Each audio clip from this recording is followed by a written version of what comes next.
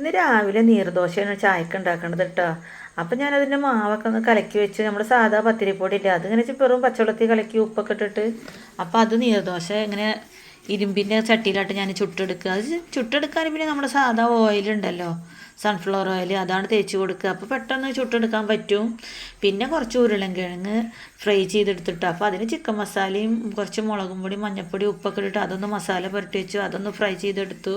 അപ്പോൾ മോൾക്കിന്ന് സ്കൂളിലേക്ക് ഫ്രൈ ചെയ്തതും പിന്നെ ചോറുമാണ് കൊടുത്തയക്കണത്. പിന്നെ ദോശയിലേക്ക് അവിടെ അത് കൂട്ടി കഴിക്കും കേട്ടോ. പിന്നെ ഇന്ന് ഉച്ചക്കലേക്ക് കുറച്ച് മീൻ കിട്ടിയിട്ട് പലതരം മീനാണ്. അതിൽ അയിലക്കുട്ടികളും കുറച്ച് ചെമ്മീനും അതൊക്കെയാണ് ഉള്ളത് കേട്ടോ.